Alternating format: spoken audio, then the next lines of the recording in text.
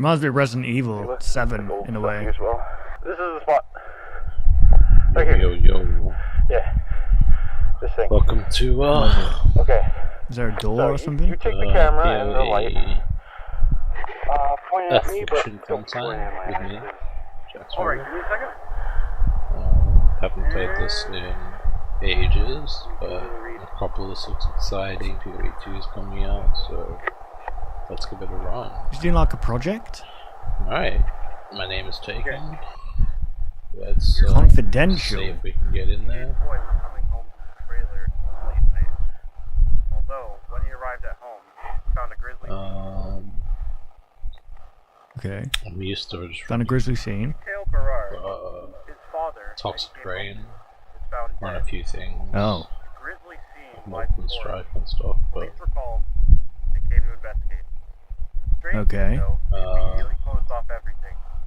ultimately, Okay, so a guy came back, found his No one was allowed to dad dead. but only a few witnesses saw what Gucci, this is just a little fuck around. For some reason, the police were acting very weird, trying to keep everyone away and telling little information. And when the information was released to the public, they say it was a suicide. Ooh, Although, the damn. trailer and most people living nearby moved away pretty much immediately. Why? Police say it was a suicide, but the witnesses that did catch an eye at what happened say the scene was much too grisly to be that. Yeah. But police haven't come out about anything yet. So that's why I'm here to answer what truly happened. What truly happened? You said grizzly way too much. What? You said grizzly way too much. Yeah. Yeah, just Okay, should I retry? should get the hill Sure. pretty fast. Okay. No, you don't have to retry. I have not turned done out alright, I think. anything Yeah. with it Yeah. at Okay, all, why is it so rolling? I don't know what the Get to that. mechanic is. Oh, 30 minutes film and yet. I'm sure we'll run into it eventually. Dude, you can't blame her for that. You were recording yourself walking a trail and saying nothing, basically. okay. The first one was fine. She gaslit you into thinking it wasn't good. Yeah, because like back there was the perfect time for a serial killer to just jump out and grab us, you know? Oh, they think it's a serial killer. Scary enough as is. Chris? Chris? Chris? Oh, he disappeared. Where are you? Unless he's going to do the whole boo. Come on! This isn't funny! How did you lose him? Chris! I just want to go home, come on! Fine, I guess I'm going home without you. I'm cold, tired, and hungry. If you want to stay out here and play games, you can. Yeah, okay. You'd if something did happen though, you would feel guilty, but obviously you don't think about that stuff, do you? Like that potentially something might have happened because that only happens to other people, right? It wouldn't happen to you. So I understand the whole wanting, like, oh, I just want to go home kind of thing. And in hindsight, it's like, oh, I should have stayed there, but it's no, you know, it is what it is.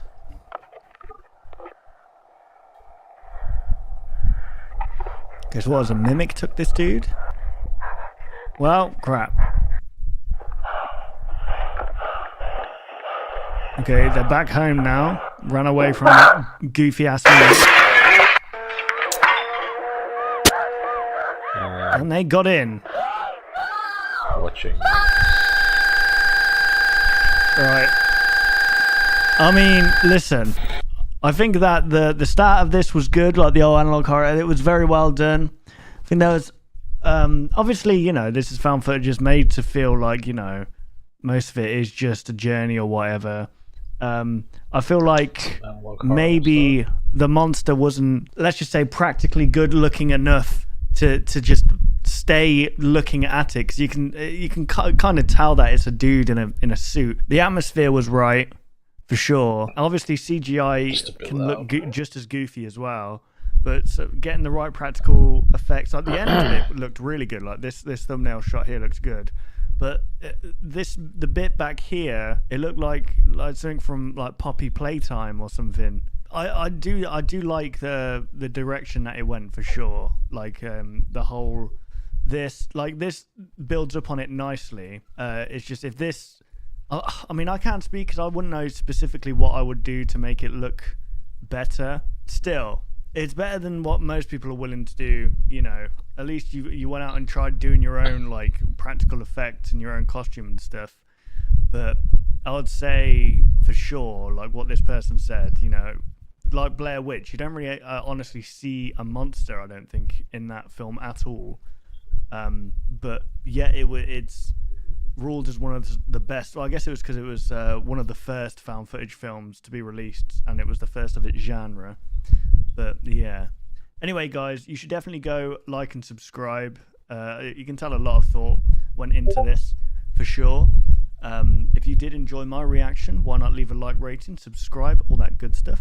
Hopefully you did enjoy, and I will see you guys on the next video. Take care, guys.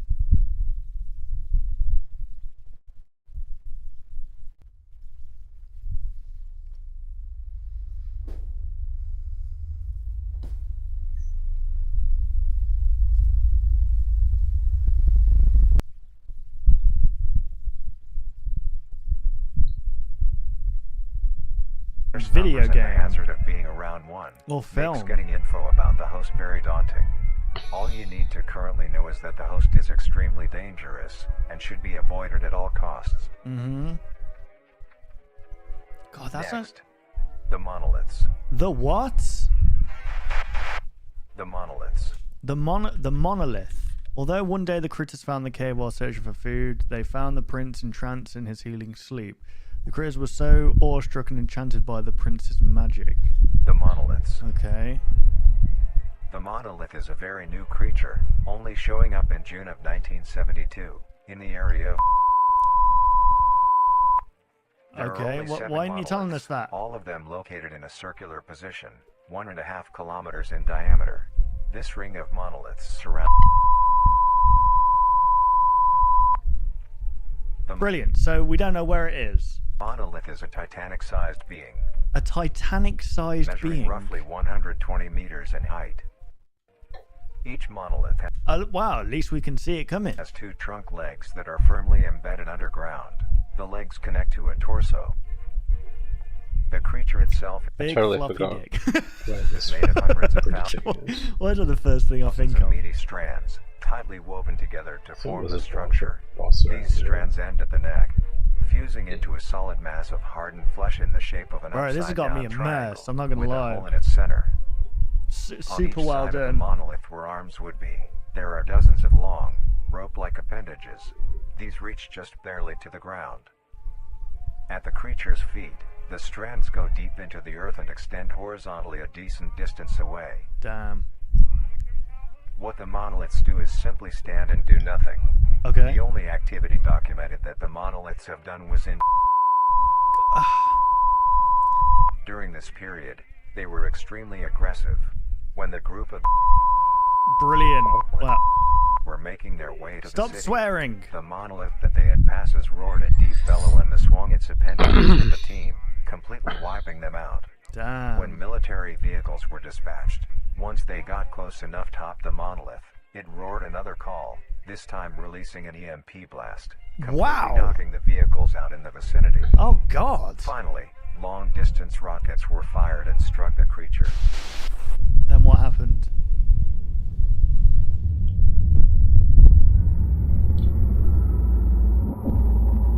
Just it's trash. I don't think it's happy. Although damaged, Oh. it regenerated at great speed and resumed its stance unscathed. Eventually, the area has been fenced off and is now restricted to all.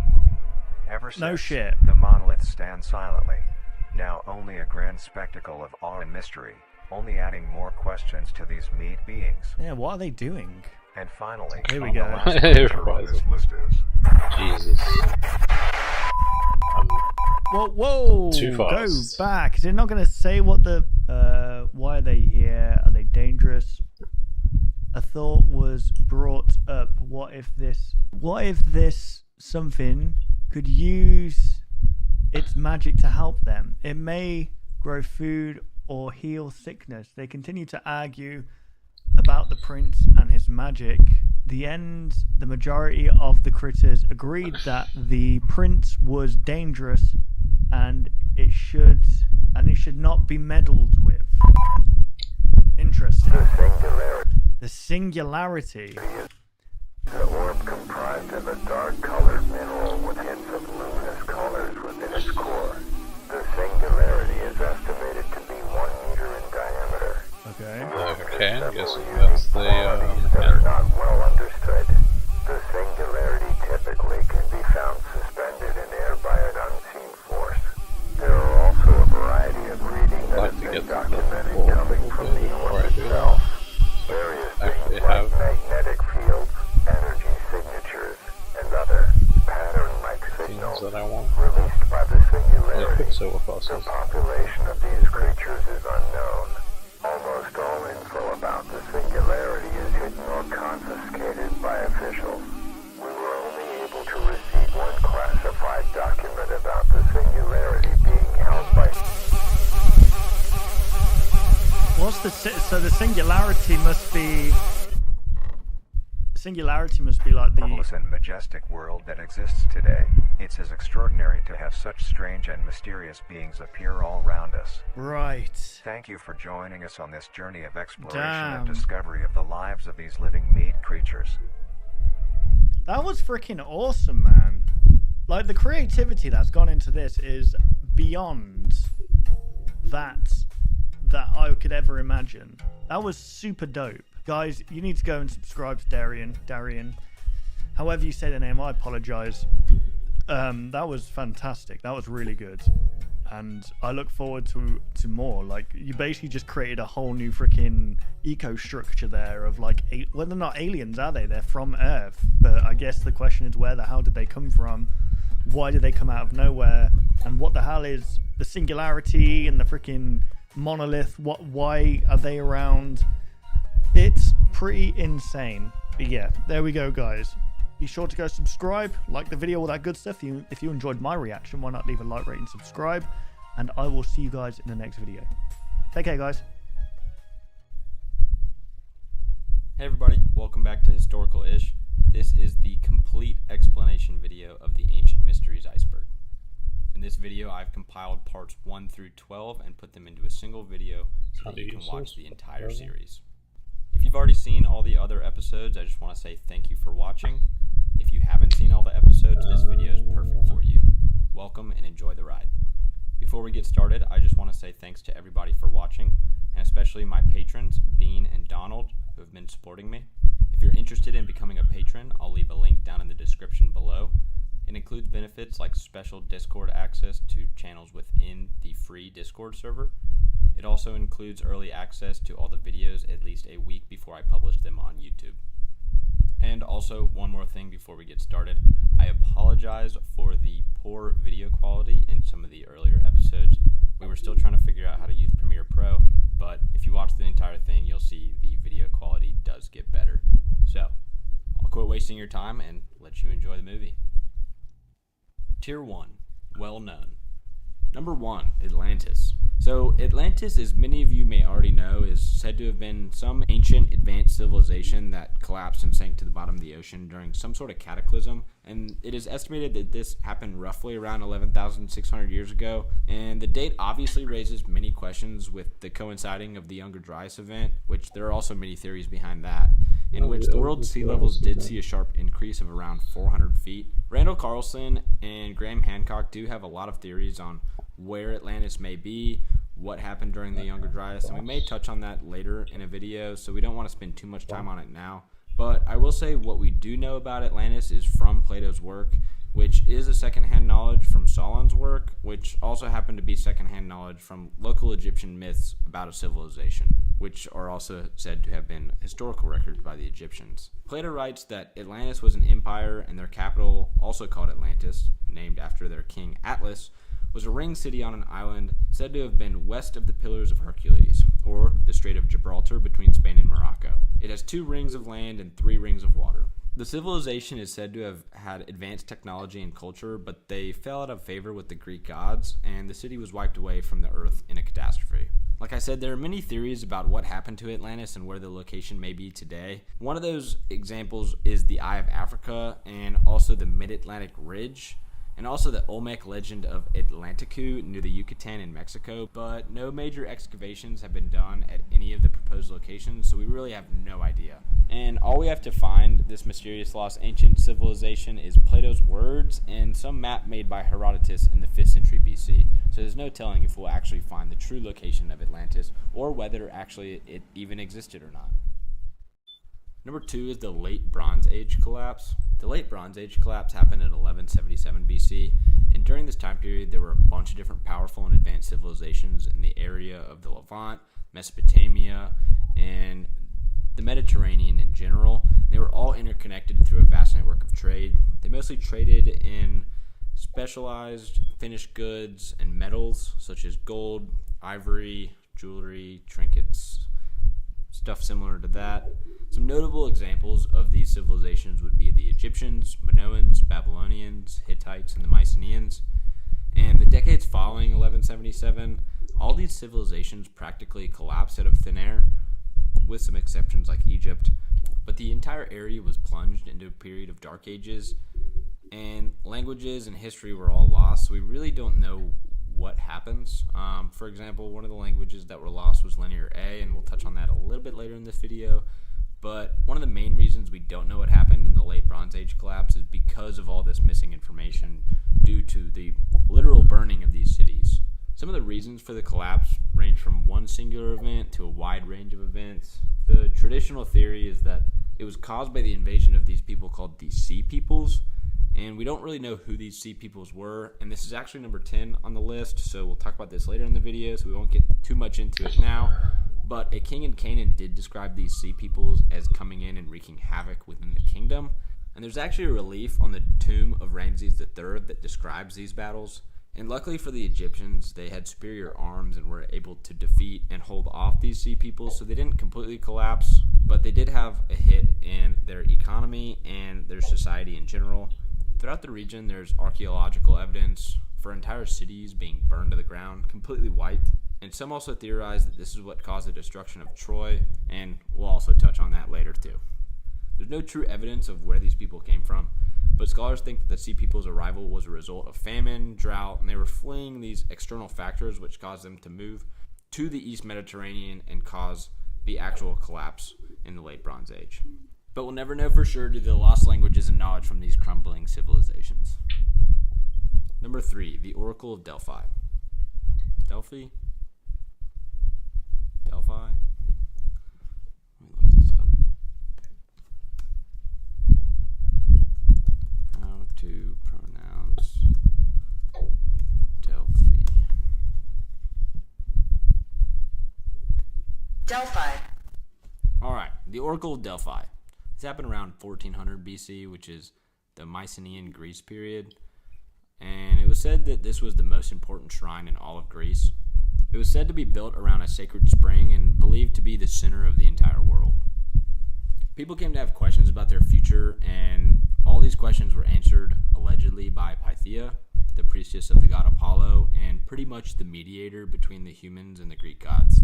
Previously, the temple had an earlier dedication to Gaia, which was a previous ancient god and one of the Greek primordial deities, pretty much the first generation of the Greek gods, and said to be a personification of the earth. Subsequently, it was believed to be sacred to Poseidon, the god of earthquakes, and obviously the sea. During the Greek Dark Ages, from about 11th to the 9th century BC, which, side note, is a notable time frame with ancient history, stuff like the Younger Dryas and other missing civilizations like Atlantis. But, I digress, the new god Apollo was said to have seized the temple and expelled the twin guardian serpents of Gaia, whose bodies he wrapped around the caduceus. I hope I said that right. But this is the modern day medical symbol. Caduceus. Caduceus. Haha, I was right. Let's go. Cool. The Pythia would be sitting in a cauldron on a tripod, or stool, I guess, Of course I missed one while guy. making her prophecies in an ecstatic trance state, with her utterings practically unintelligible. This idea, however, has been challenged by scholars who argue that the ancient sources uniformly represent the Pythia speaking intelligibly and giving prophecies in her own voice. The tripod was perforated with holes, and as she inhaled the vapors, her figure would seem to enlarge, her hair stood on end, her complexion changed, and her heart panted. Her bosom swelled, and her voice became seemingly more than human. How creepy is that? To actually teleport. And another interesting note is in the traditions associated with Apollo, the oracle only gave prophecies during the 9 warmest months of the year, which, I mean, during winter months, Apollo was said to have deserted his temple. I mean, I don't blame him at all. Cicero noted no expeditions were undertaken, no colonies sent out, and no affair of any distinguished individuals went on without the sanction of the oracle. That's pretty important. Delphi became a fantastic showcase of art treasures, and all Greek states would send rich gifts to keep the oracle on their side. And the temple became a religious and intellectual social meeting place, and not just in Greece, but all over the Aegean. Literally everybody would come visit her. The most likely explanation for where the Oracle of Delphi got her mystical abilities would be most of the time the Oracle of Delphi was very accurate with her messages. And I don't think this is Hey, look at me. Hello there, internet dwellers, welcome back to another video. Today we have an absolute banger of a video for you because all the creators in this video we all know, and they make some fantastic content, so you're in for some good videos today. They will all be listed in the description down below in the order that I watched them. Some of these were recommended on my Discord, but I pretty much found these for myself because I'm subscribed to them, so they came up on my feed. But yeah, we're gonna jump into them. If you want to submit me some scary stuff, be sure to join the Discord, that's in the description down below. Submit me something in the Scare Bad submission. If I react to the video, I'll give you a shout out. So we're going to start off with Valox, and I believe Valox actually posted this in the Discord themselves. This one's called Night Shift FNAF VHS. It's only just under 2 minutes, and it says this tape was recorded by one of the 3 missing guards during their shift at Freddy Fazbear's Jr. The company claimed that the animatronics' facial recognition probably glitched out due to the low light levels, but this doesn't explain why the animatronics acted so aggressively after mistakenly identifying the guard as a criminal. So this is FNF 2. FNF 2.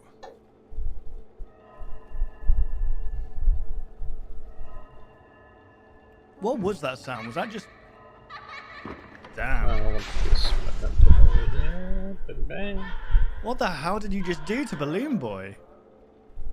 Bro, you need to get the mask on. Mask on. Or, come to think about it, if you were like, if, you know, FNAF 2 was an actual thing, and you didn't, you know, it wasn't the mechanics of putting a mask on and looking left, looking right, just to wander around the office, it would be absolutely terrifying knowing how many of these things are coming for you. Woo! Sweet baby Jesus. Oh, they're actually running. I bet the puppet's gonna mess them up. Gonna give him the 1-2. 1, 2, 3, 4. Headbutt. Elbow. Knee. Other knee.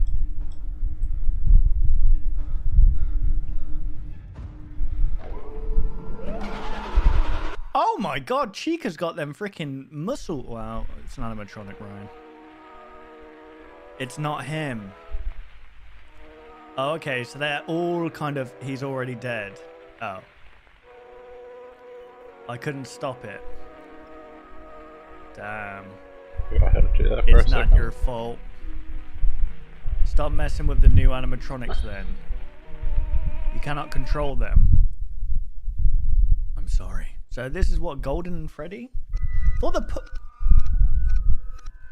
It's all my fault. Wow.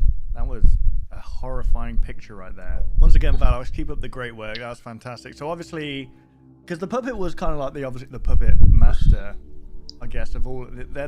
They were the reason why all the animatronics came to life in the first place with these souls or whatever.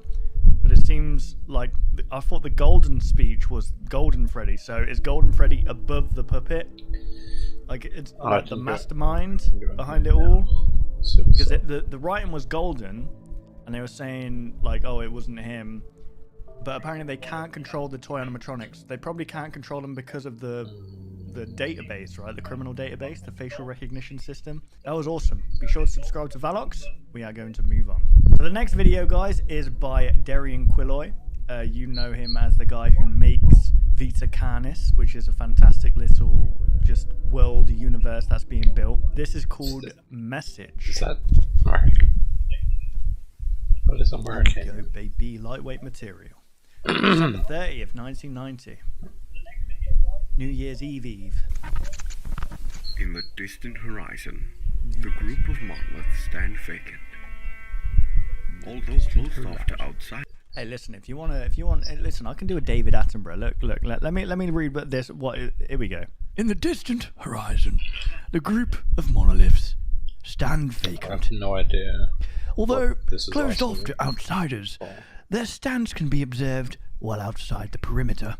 Okay, sorry. New log message to Carcass. It is Carcass. known to have hundreds of thousands of fibers that weave themselves deep underground, all connected in a grand mycelial network. Damn. So the thing is are these things connecting to other things, like, for example, the harvesters? The harvesters are absolutely disgusting. Yeah. What's that? I don't know what my goal is. The Private Organisation of Containment and Research Consult Association Society, Carcass, has been experiencing backlash from government agencies about cooperation and violation of newly introduced politics of...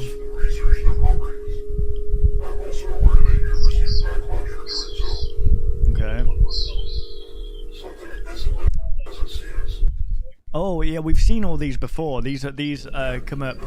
I think it was during the actual big documentary, and they would kind of flash in between. Largest meat snake. Well, it's not here. Let me tell you that.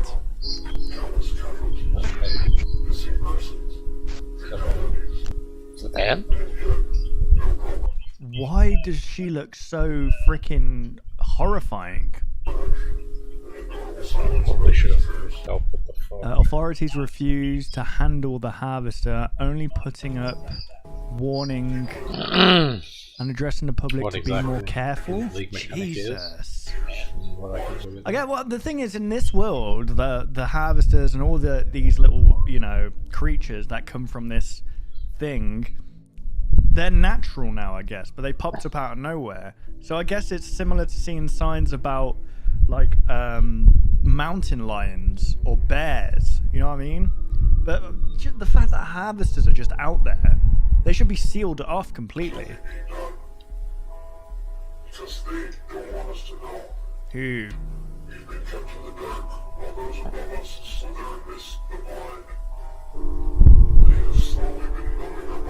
So this Carcass company isn't the company behind. There's a company above that, like a shadow company, kind of like real life. You know, when you think your government's in control, it's not. There's people above the government that make, without sounding like a complete conspiracy theorist, listen, we're not in charge, okay? Tycho. Oh, okay. So this is going off the new flavor enhancer deluxe, newly rebranded Protect. Is an instant hit. So what's the connection there then? Traces of information. I've collected these pieces and thrown them in loose ends. Oh yeah, so these are harvester locations, and I'm not sure where this is. This is a fictitious island here, but this is a state, I believe, here. I forgot what state it was. And just here, the harvesters are slowly moving closer to this island, and I'm not sure what's actually on this island. Cult gather.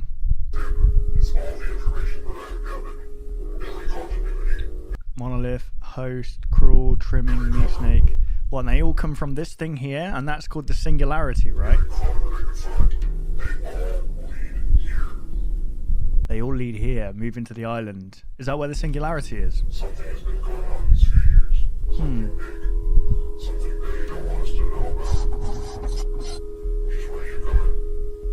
Okay.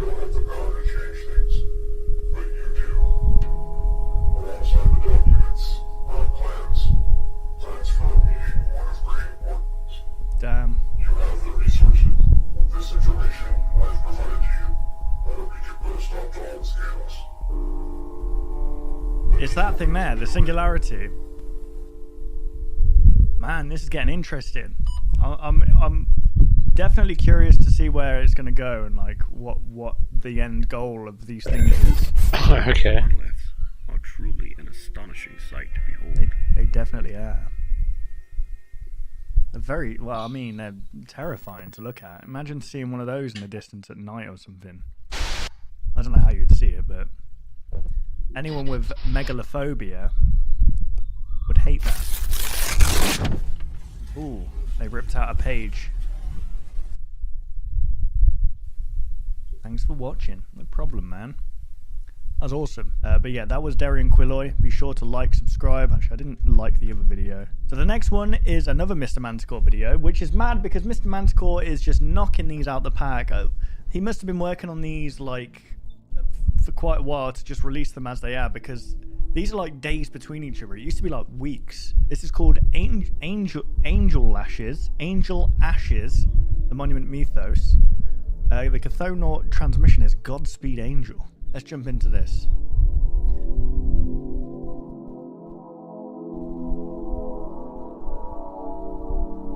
Wow. Beautiful. Beautiful.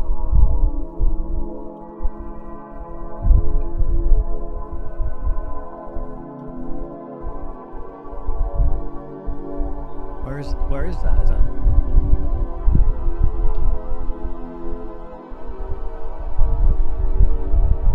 on a rock?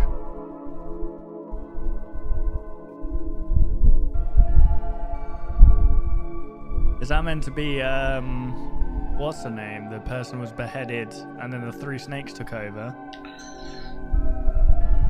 Man.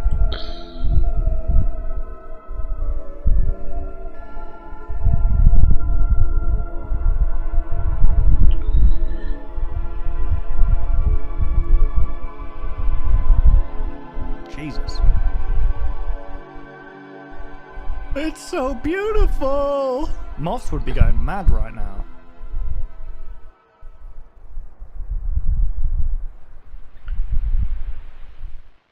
What was that? Oh.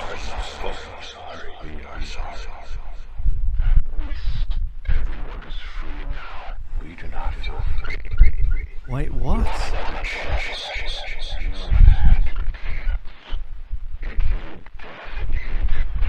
Death in Egypt. Okay. Too close for comfort. Wait, what?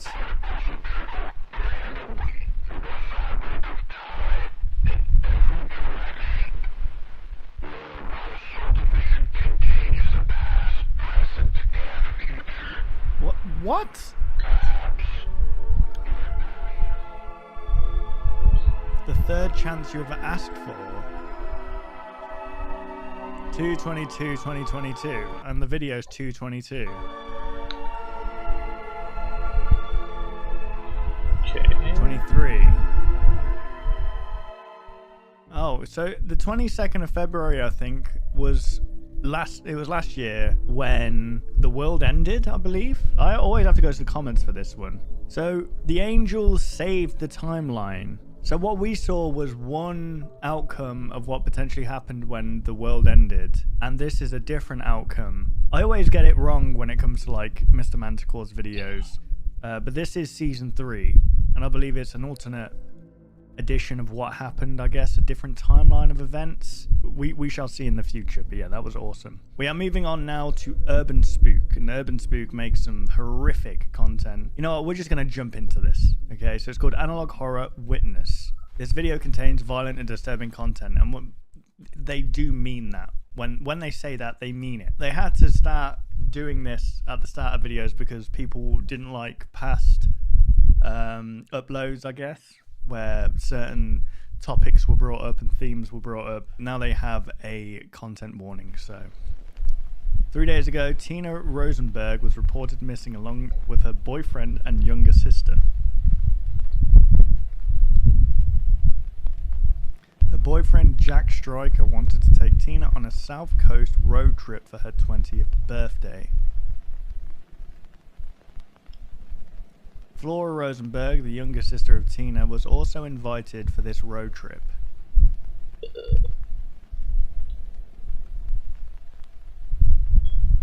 Jack, Tina, Flora. Okay, that's about all I remember of. Jack's car was found 2 days ago in the woods. There were signs of struggle inside the car. Oh, I'm supposed to kill. There was also a painting. Oh god. I think I still get credit Flower-faced for Flora. killing the dweller. Oh god, what? Even if I don't ripped have a the freaking question. mouth open. But I'm not While sure. searching the car, police heard screaming from deep within the woods.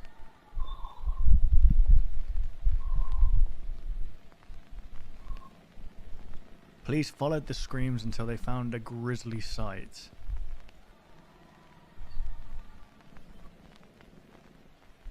Tina was found tied to a tree with her feet and arms cut off. She was still alive and conscious. Jeez. That's mad. The mutilated corpse of Flora Rosenberg could also be located. Man, I gotta give it to like first responders. Because I know this is fake, obviously, but there are things like this that happen. And you've got to have such a strong stomach. Because obviously, when you join like the police force or, you know, the ambulance service or whatever, paramedics, your goal in mind is to help people. And so when you come to these scenes that are so gruesome and grisly, I don't know, it must like do something mentally to you. Like the fact that they have to do it day in, day out. Obviously, some days are better than others, but overall, you're going to be witnessing a lot of death, a lot of grotesque scenes. You've got to have a stomach for it, and I have nothing but respect for like first responders and just people who have to go and cut people out of cars or just witness this horrible stuff. It's mad. Her head had been smashed in with a hammer. Jesus.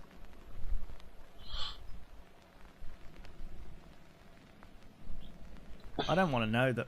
Tina told the police that the murderer was still around somewhere. However, no one could be found. What about the other one? What's his name? After escorting Tina from the scene, the police returned to the car and found another painting. So he was just waiting around? Mad.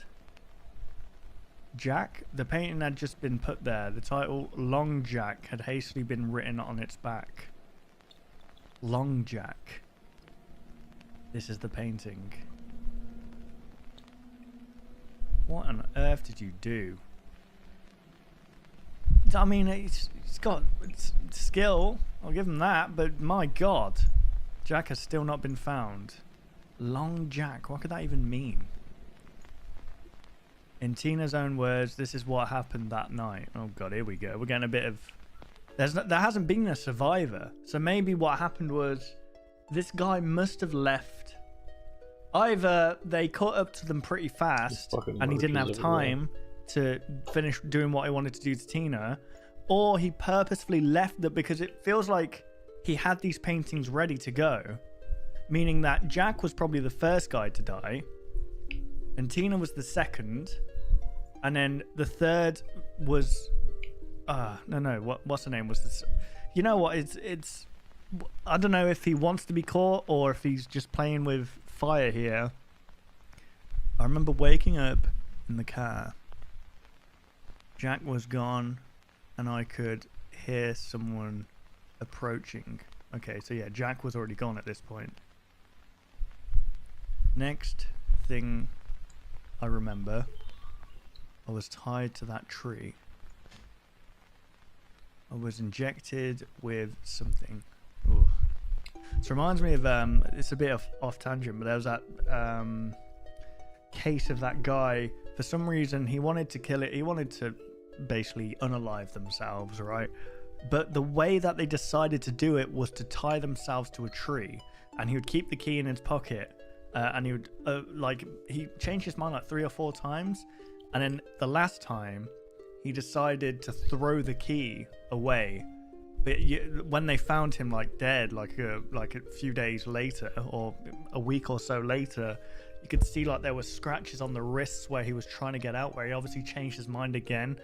I don't know why you do that, why you choose that way to go. It's crazy.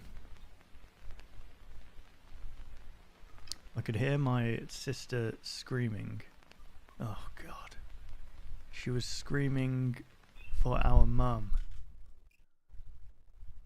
Oh man, no, I wouldn't want to live after hearing. Oh God. Because she basically just heard her sister's head getting smashed in and like begging for mercy and not. Oh my God.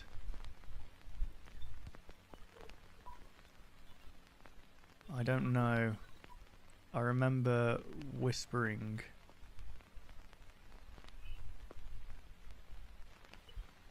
And her face. Oh God. Her face. She's still alive?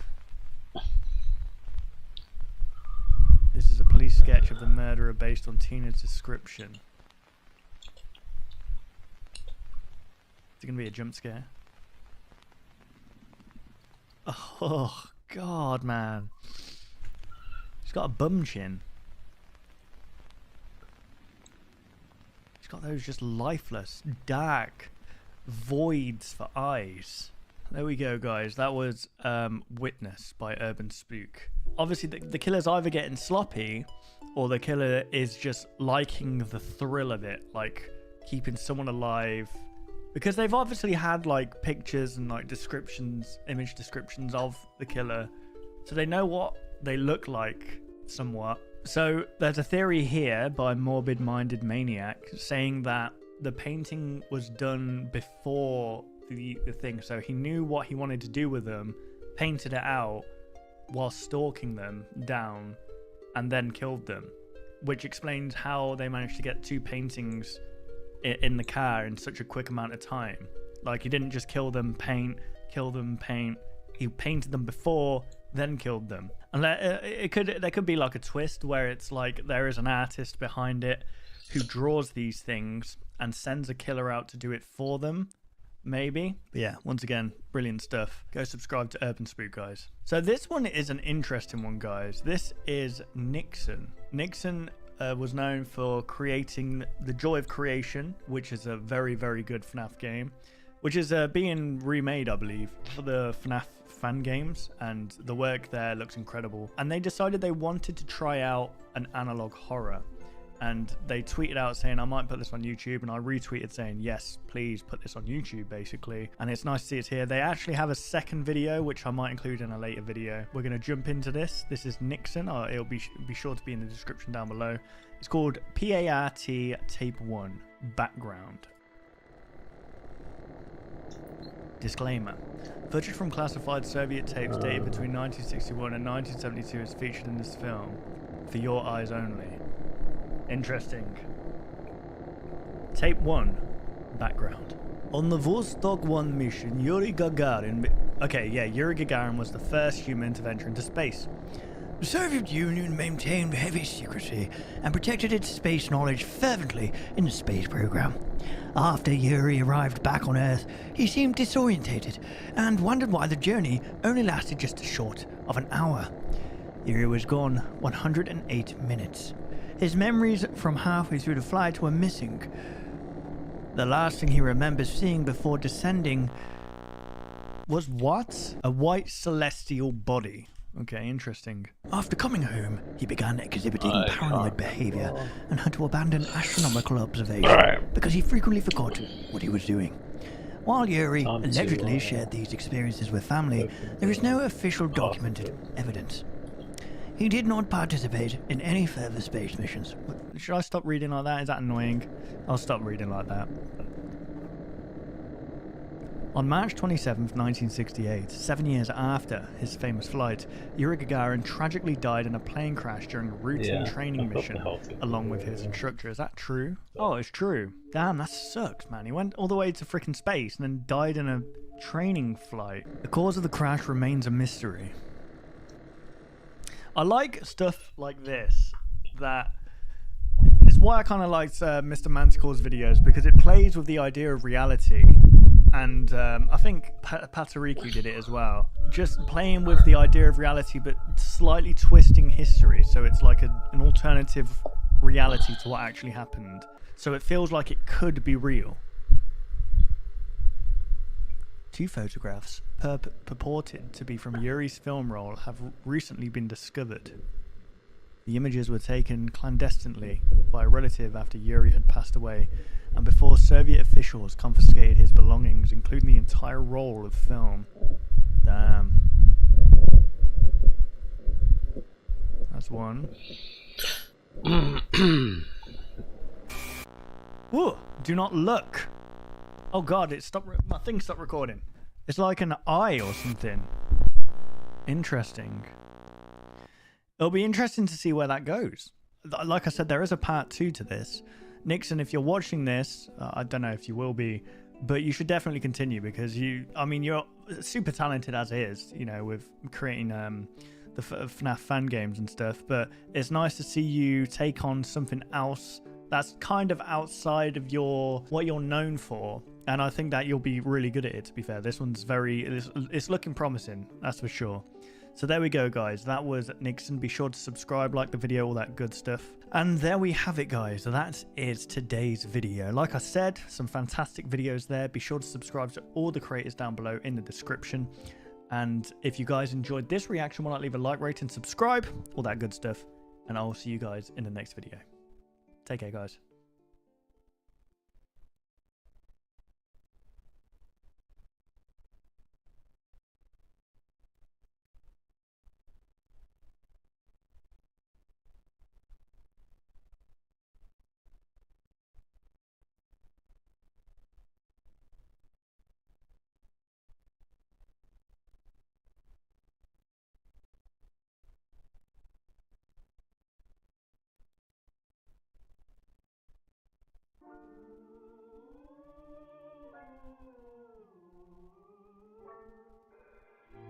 Over the past few years, YouTube has given rise to a new genre of horror, resulting in many creative masterpieces such as the Mandela Catalog, The Backrooms, Gemini Home Entertainment, and more that I'm sure you're familiar with.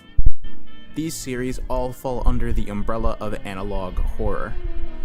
For the few who are unaware, analog horror basically just means horror that is presented through an analog medium, such as through old TV broadcasts, PSAs, presentations, or found footage. The wonderful thing about analog horror is that it allows the creator to craft an intriguing story with maximum creativity and full independence through a medium that almost everyone uses to some extent, YouTube.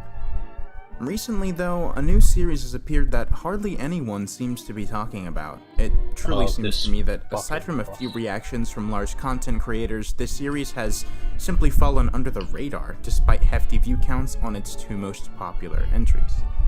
What am I talking about? Well, I'm talking about Vita Carnis by Darian Aquilloy. Darian has managed to hit the ground running, with an intriguing premise and an engaging mystery hiding in the shadows of each entry. And today I want to bring you through each entry individually, and then analyze everything and try to come up with a clear picture as to what is really going on.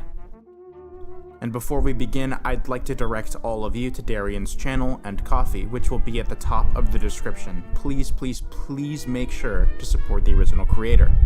With all that out of the way, let's take a deep dive into Vita Carnis. The first 7 videos in Vita Carnis are a part of a documentary from the National Living Meat Research Organization. The documentary consists of 8 parts, and the only way to view the final part is to watch the entire compiled documentary, so we'll be ignoring the first 7 videos and just starting there. The documentary opens with the description of the beauty of nature and evolution. However, it seems that in 1931, a new type of organism began to rapidly populate the planet, seemingly out of nowhere. Though many speculated they may be of demonic or extraterrestrial origin, the documentary claims that the scientists behind the research have determined it is actually of Earth origin, but they still don't really know how that's possible. It then goes on to describe the creatures as being mostly composed of muscle, organs, and bone, appearing very similarly to mammals lacking skin or like store-bought meat. Their diet mainly consists of eating the flesh of other mammals, though any organic matter seems to be viable for some of them. Despite that, an important detail is stressed in that they do not seem to consume any of their own species. Due to the aforementioned characteristics, the species has been aptly named Vita Carnis, which is Latin for the life of the flesh. The first of 8 known subspecies of Vita Carnis is the crawl. Crawl is a plant-like organism that grows similarly to vines or fungi, with a dark red appearance. The ends of its tendrils gather organic material and nutrients from the surrounding area. It also has a rudimentary form of photosynthesis that it can use to supplement itself if need be. Because of how efficient its natural processes are, it can thrive in almost any environment on the planet. And because the dead branches fall off and decay into nutrient-rich soil, it actually highly benefits the ecosystem around it. It's even cultivated by humans as a sort of super fertilizer. Occasionally, a small node or bud will grow on a branch of crawl, and eventually break off and grow into its own independent organism, and this is where the next species comes into play. The trimmings begin by growing off of the crawl. They then proceed to seek out anything organic they can find to eat.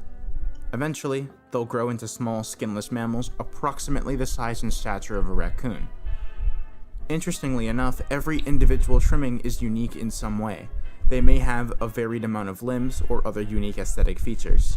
The only characteristics that all of them share is generally being about 8 inches in length or about the size of a basketball. They are also almost entirely comprised of muscle and meat tissue.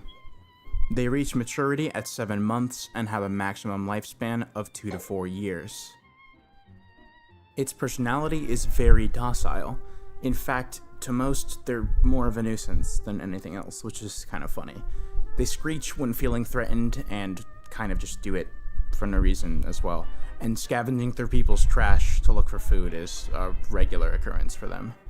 Due to their timid nature and lack of defensive capability, they're near the bottom of the food chain, and because of this, they highly benefit any ecosystem with predators. Despite this, their population is never in danger, as they can be found in abundance wherever crawl can be found, which is, like I said, pretty much everywhere.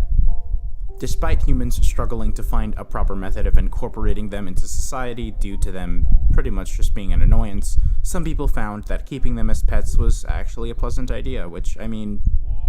The next species on our list is the meat snake. The meat snake also branches off from the crawl at a young age, and it consists of various types of meat coated in a transparent skin-like membrane. Once mature, it averages about 16 feet, but also can grow far larger depending on its diet. It is known to have lived up to 40 years.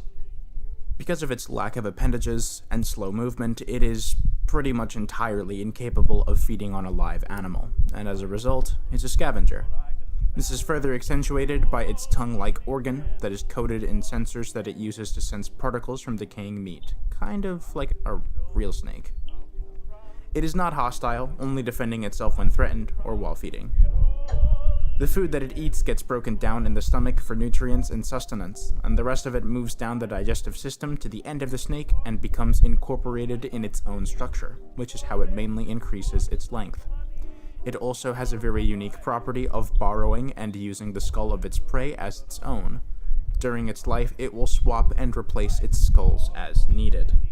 The meat snake has no natural predators and can only be killed through starvation, burning, or destruction of its skin membrane.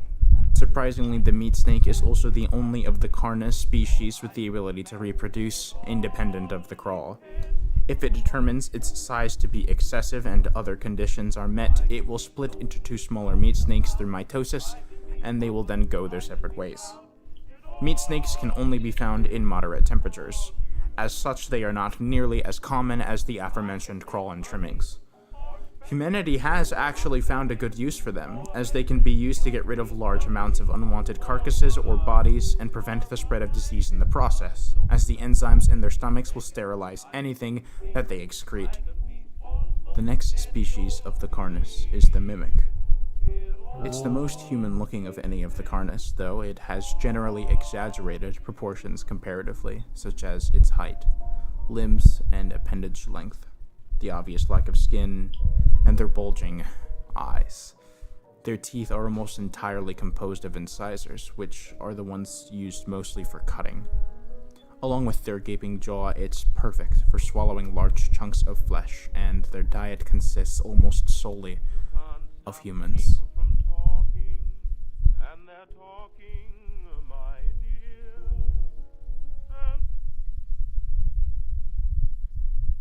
Because of this, they're only found around areas with human populations, otherwise they would just starve.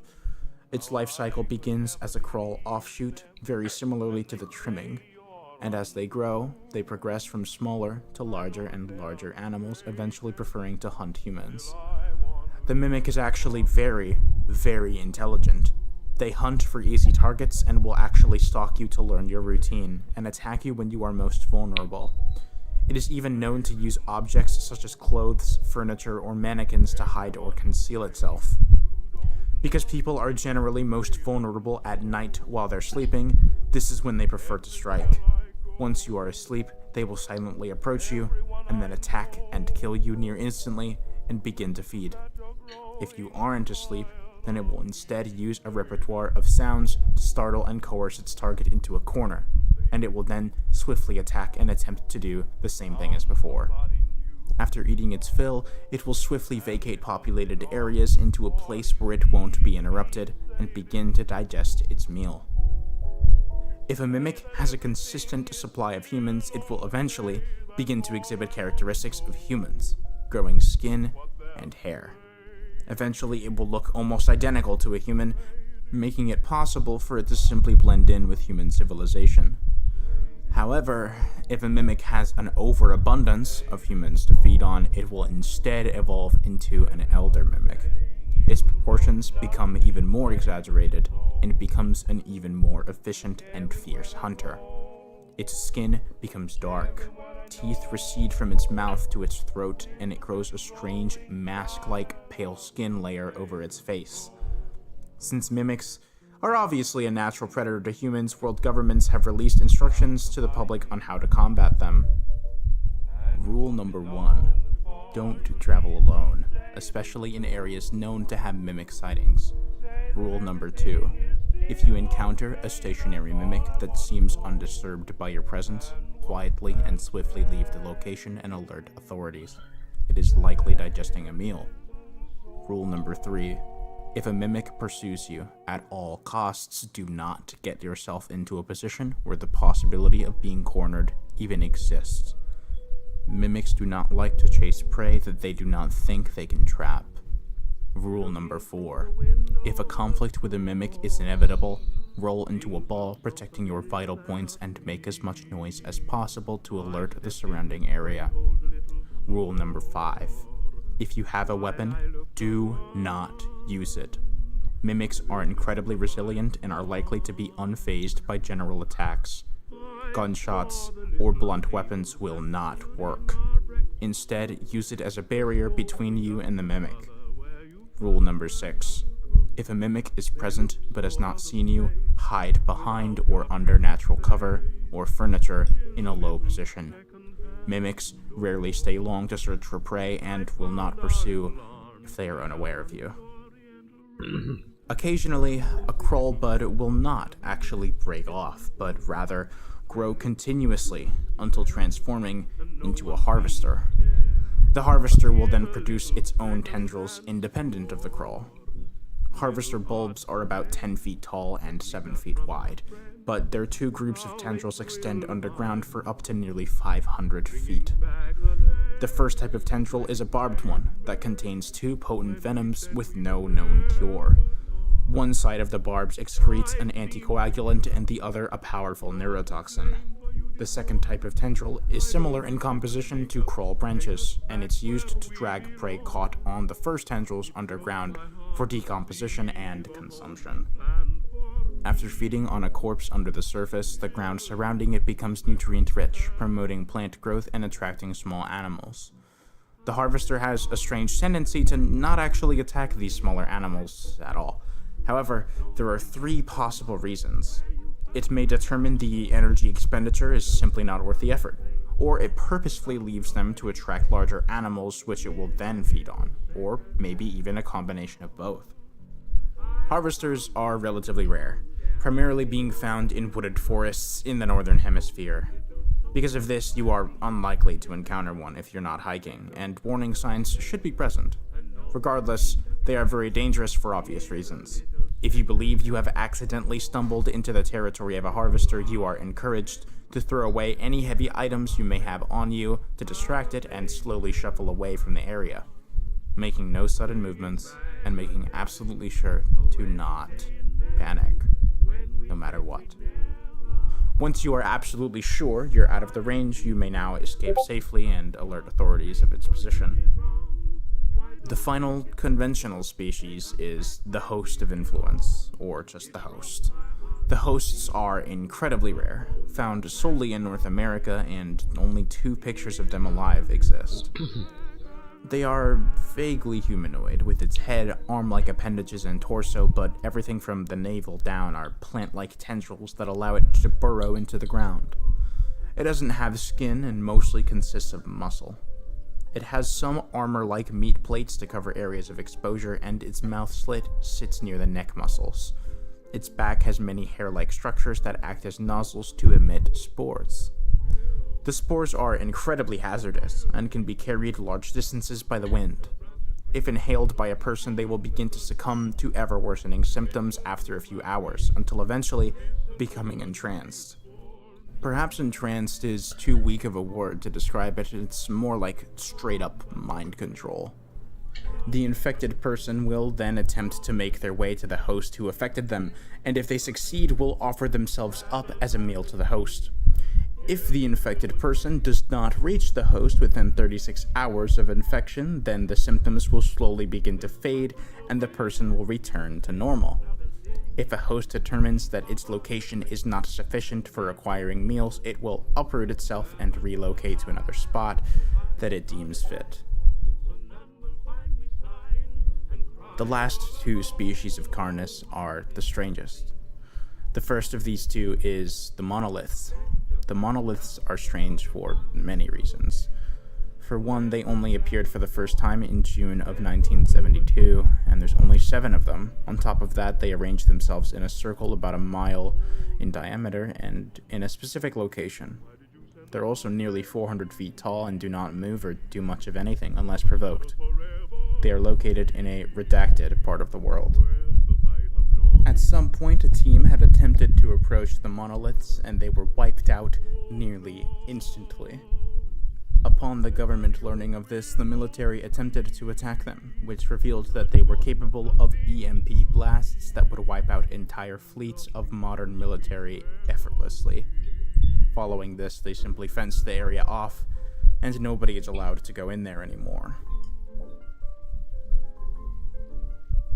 The final member of the Carnus species is the Singularity.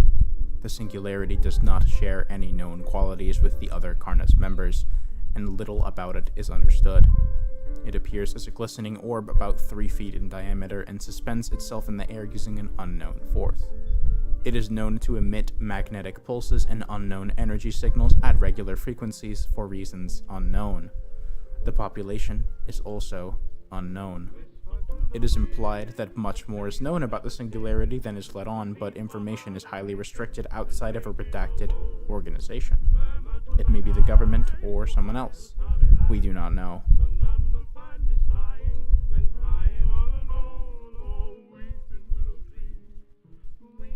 The documentary was a fantastic way to introduce the audience to the universe.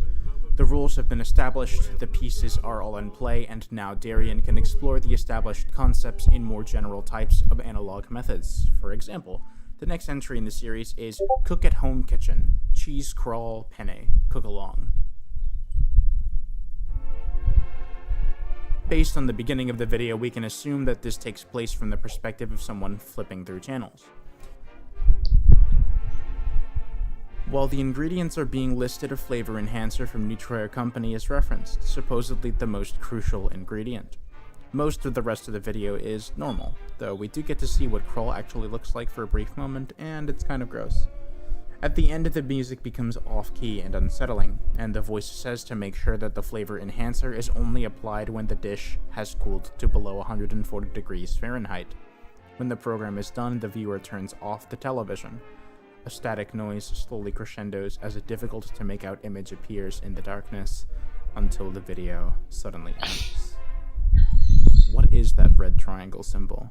And why is this person trying to figure out what they are?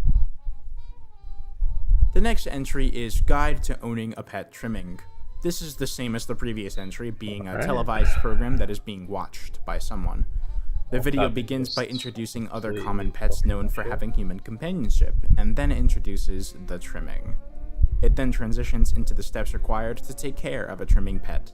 I have to say, the trimming prop that Darian made for the purpose of this video is fucking phenomenal, and kudos to him for that. Like, this thing actually looks awesome. Emphasized as being the most important, the temperature of your house is what the guide starts with. Though they are resilient in various temperatures, they are most comfortable at a nice, cool room temperature of about 64 to 68 degrees Fahrenheit. However, it is said that they actually prefer warmer environments to nest or sleep. The easiest setup is a box with enough blankets for them to cover themselves. For food, dry cat or dog food twice a day is perfectly fine for a healthy trimming, but you can feed them any food scraps as a treat, as they will eat basically anything, if provided. Next, the guide says that it is very important to remember that they are nocturnal and make a bunch of noise, and, yeah, they definitely do.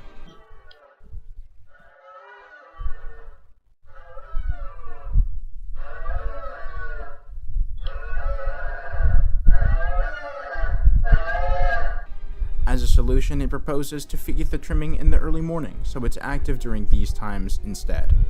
You should also make sure a trimming has plenty of space and access to a backyard.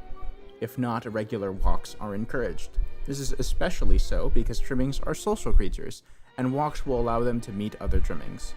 Though they are relatively inactive, they also enjoy simple toys that they can push around, carry, or pull.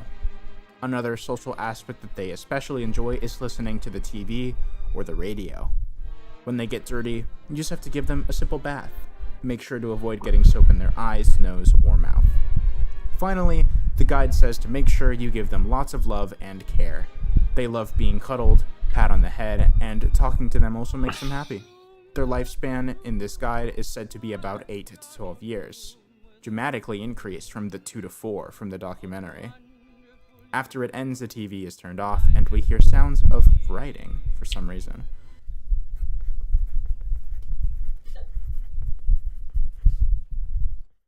The next entry is Meat Snake Specimen Archived Footage. It begins with a black screen and the sounds of someone fumbling with a VHS tape.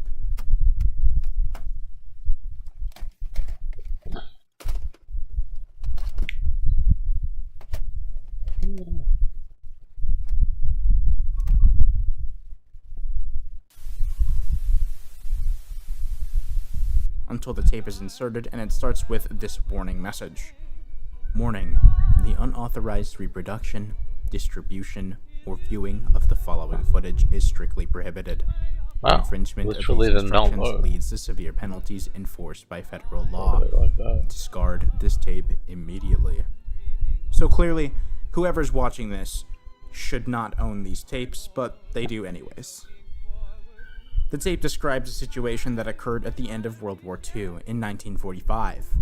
While exploring an underground tunnel, a cleanup team discovered a supermassive meat snake, so large that it acted as an impenetrable wall.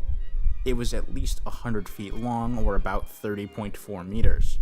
Its mouth had cow skulls arranged in a circular fashion, and its skin was ridiculously durable, holding its own against extreme cold or heat and radiation exposure. It also had an unusual dark red coloration. When the other side of the meat snake was found by a separate team, they made a discovery on how it got so large in the first place. It then cuts quickly to a shot of a pile of bones, and then cuts out before details can be described. It is also said that it has a strangely pleasant smell emanating from its skin, contrasting the usual sour smell of rotting flesh from normal specimens. It describes how at a later date the meat snake had somehow entirely disappeared. It then flashes a quick image of a man whose face is censored and the video ends. Considering the properties that we know of meat snakes, if they are in the right conditions and determine they are too large that they can split off from each other, I think that that's probably what happened. The next and longest entry in the series is Mimic Defense Instructional Tape. It begins with narration describing an increase in missing persons as of October 23, 1986. This is due to an increase in the mimic population. This specific tape is publicly released by the Canadian government in an effort to educate the public on how to avoid being killed. It begins by talking about mimic behaviors that we're already aware of.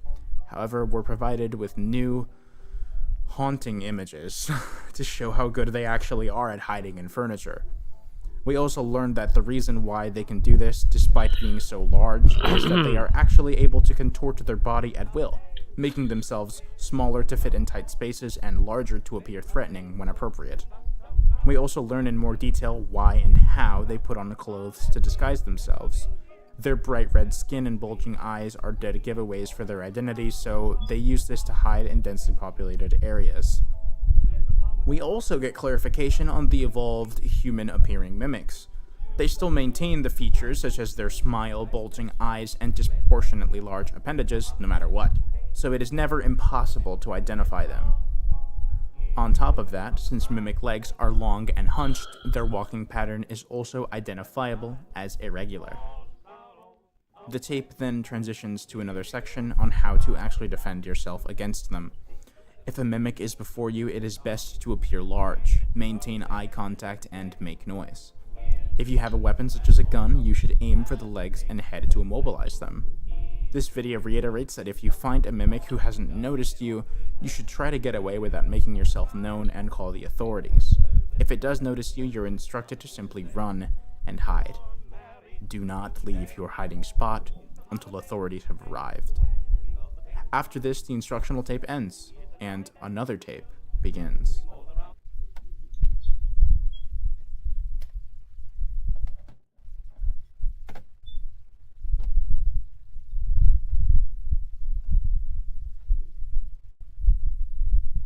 Evidence tape, Christopher and Janice case, 1983.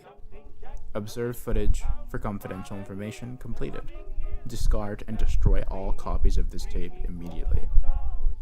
It starts with Christopher figuring out how to use his camcorder. Got it. Let's see. Yep, it's working. He seems to be recording a nighttime stroll along with another person, Janice. Since it's so dark, he turns on a flashlight and turns the camera to Janice, and we see that the faces in the footage are censored in post. Most of the footage consists of them just engaging in casual conversation and taking a nighttime stroll. Got some light now. But look at that over there. You can't see anything unless I point directly over there. At about 7 minutes, the recording resets, and he says that the camera still turns off and on randomly sometimes. Turning on and off, but it's the only thing that they would give me. It works, so I just gotta watch. This is gnarly. It's not my fault this guy lives in a fucking dump. We're almost there, we just gotta get through the woods. From now on, the recording will now occasionally cut off randomly for small periods of time and jump to a further spot. After finding an old buried car and some more uneventful walking through the woods, he passes the camera to Janice and she starts filming him. He then describes what happened. In the year 1980, a teenage boy was coming home from a trailer late at night. Although when he arrived at home, he found a grisly scene. Here a name is said, and I can't quite figure out what the first name is supposed to be, but it's not as important as the last name, which is Barar, his father. The grisly scene lied before him, and the police were called. They came to investigate. The strange thing, though, the police immediately closed off everything. No one was allowed near, and only a few witnesses were actually able to catch a glimpse of what had really happened. For some reason, the police were acting very strange and trying to keep everyone away and giving away as little information as possible. When the information finally was released to the public, they framed it as a suicide. The police have yet to clarify anything related to the case since. From there, they go for a few more takes and then decide they're done and continue walking.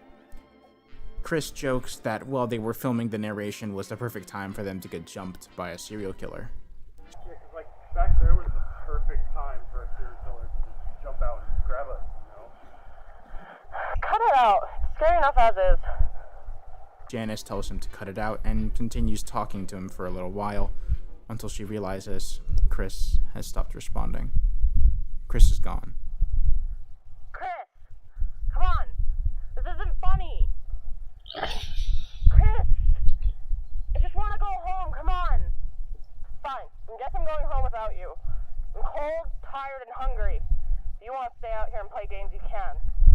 She assumes that he's just playing a game because of what he just said, but then, over a minute of silence.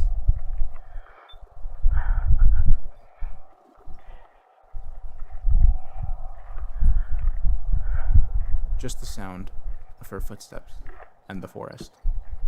Until then. Funny.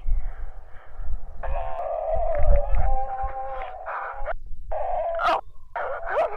God!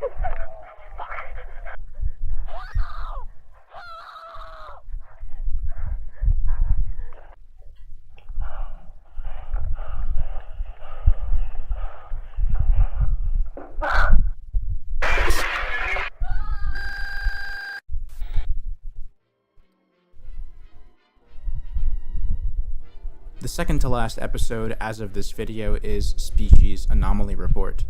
This one does not begin with the TV, but rather a personal computer. Carnus Species Log number 014. Abnormality Documentation Harvester. Notable population density shift discovered between the dates of August 1st, 1989 and October 1st, 1989. Maps display the charted population of Harvester's location on a monthly basis. It then cuts to the August 1st map until glitching, going black, and playing noises from nature. I feel like there's another boss around here. A distorted black and white photo of a family fades into frame, and some other blurred forest pictures and sounds are shown. Then,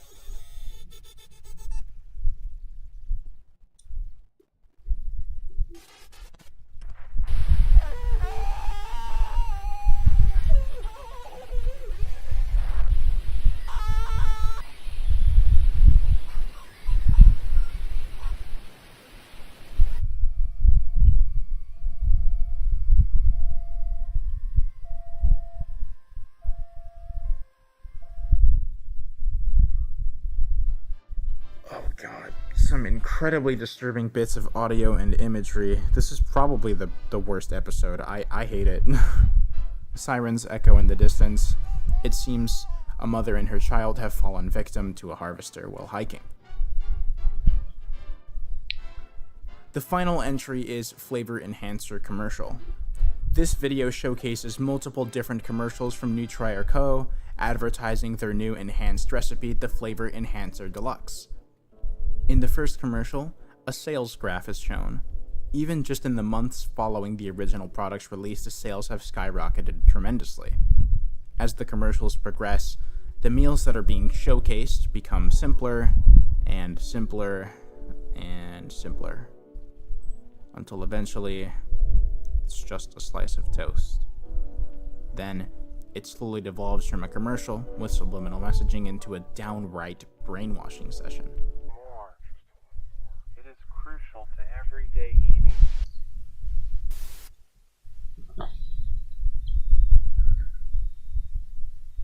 You need the flavor enhancer for joy eating. You need the flavor enhancer. Consume. You must need it. You must.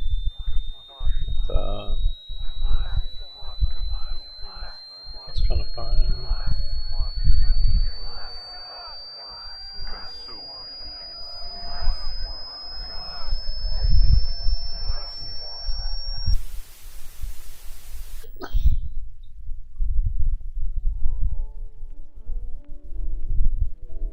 With that, we've covered every episode so far of Vita Carnis. Now that we've gone through every episode, I want to talk about all the details that most people likely missed. And then I'll try to put together a timeline of events once I'm done. That's so bad. Let's start with the basics. The translated Latin names of all the Carnis. The trimming is Ignovus Carnis, lazy flesh. The meat snake is Mutuari Carnis, to borrow flesh. The mimic is Trucidatum Carnis, the slaughter of the flesh. The harvester is Congregantur Carnis, the gathering of the flesh. The host is Imperium Carnis, which can be Empire of the Flesh or Commander of the Flesh. The monoliths are Coelum Carnis, or the Heaven of the Flesh. And finally, the singularity is Verum Carnis, or the Truth of the Flesh. On top of that, I think it is worth noting that in the documentary, the Carnis are listed in order of rarity, from most common at the beginning to least common heading towards the end. Another very easy to miss detail is this island in the Hudson Bay. This island does not exist in the real world at all, and it's also definitely where the monoliths are, and the place where the harvesters were gathering towards in 1990.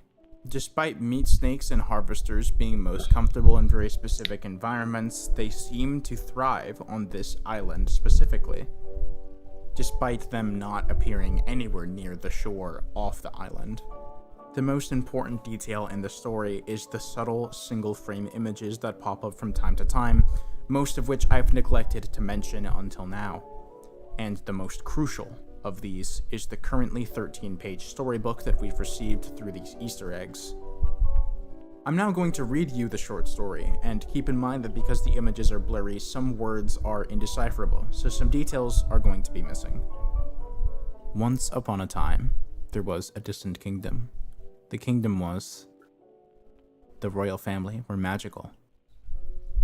They traveled land and sea to discover new places and learn what. During the travels on one of their expeditions, a great storm struck.